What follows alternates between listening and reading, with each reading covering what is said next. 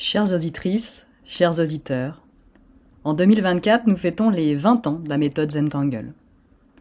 Sur mon blog, je vais donc vous proposer des billets, des articles réguliers, et j'ai décidé d'en faire des versions audio. Aujourd'hui, je vous parle des 8 étapes de la méthode Zentangle. Voilà comment a commencé ma journée. Je me lève, encore un peu embrumée de tout ce qui s'est passé la veille. Nouveau projet de carnet avec mon imprimeur, ça c'est super top. Cours d'expression primitive avec mes élèves, j'adore. Répétition pour les prochains concerts de gospel, le chant, c'est la vie, etc., etc. Une idée germe, tout en préparant mon petit déjeuner. Un truc me trotte dans la tête depuis qu'une personne, Valérie, tu te reconnaîtras, m'a dit dans un de mes fils de discussion sur les réseaux qu'elle était frustrée de ne pas pouvoir assister à un événement en direct à cause des horaires en semaine. Je me suis dit ce matin, ben toi, tu proposes souvent du direct. Il y a finalement encore des personnes qui aiment ça, n'est-ce pas?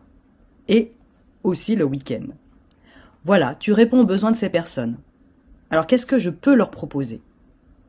Et si j'animais une masterclass sur l'ombrage, en direct, pendant tout un week-end, avec un replay bien sûr? Et bien voilà, en 5 minutes, le projet a été lancé. Dites-moi en commentaire, ou par mail, par tous les moyens que vous voulez, si l'idée vous plaît et si les dates du 9 au 10 mars 2024 vous conviennent. Puis, après le petit déjeuner, je lis le dernier billet de blog de la compagnie Zentangle et je découvre la vidéo de Martha et Molly, où elle nous donne des idées de carnet pour célébrer les 20 ans de la méthode Zentangle, qui a donc lieu cette année, comme je vous l'ai dit au début de mon audio.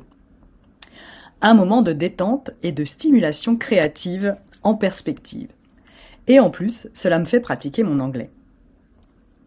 Tout ceci me donne envie d'écrire sur les étapes de la méthode Zentangle. Et voilà, me voici en train de l'écrire pour vous. J'aime ces journées où je me sens libre de suivre mon flow, où j'arrive à mettre de côté les contraintes de mon quotidien pour aller où le vent me porte. Écrire un billet de blog, ce n'était pas au programme de ma journée, non. Et toc, c'est devenu la priorité de ma matinée. Bon, Ludivine, tu parles, mais nous on aimerait savoir ce que tu as à dire sur les 8 étapes de la méthode Zentangle. J'y viens. Tout d'abord, le cadre que proposent ces 8 étapes, c'est ce que j'ai aimé d'emblée dans cette pratique. C'était rassurant, réconfortant, ça semblait facile parce que tout était guidé. Je suis toujours persuadée que ce cadre est fondamental pour accéder à sa propre créativité. Toutefois, j'aime à me dire, comme Julie, que finalement, il n'y a pas de règle pour créer avec la méthode Zentangle. Il y a effectivement le cadre des 8 étapes, mais à l'intérieur, vous avez une totale liberté. Ces 8 étapes guidées donnent une structure qui vous permet de créer facilement et de faire l'expérience de tous les bienfaits de cette méthode de relaxation active et artistique. C'est d'ailleurs ces étapes qui en font une méthode. C'est pourquoi je dis toujours la méthode Zentangle et pas Zentangle tout court. Ça, c'est le nom de l'entreprise et de la marque. Une fois que l'on dispose de cette base solide, il est possible d'explorer et d'évoluer. Mais on est toujours soutenu par ces étapes initiales. Elles font partie de ma pratique. Parfois, je vais au-delà. J'introduis de la couleur. Parfois, je saute une étape qui ne me paraît pas nécessaire au moment où je dessine. Parfois, je reviens à une tuile de base, etc., etc. La méthode Zentangle, c'est de la créativité en mouvement, qui va et vient à l'intérieur de la structure de ces 8 étapes.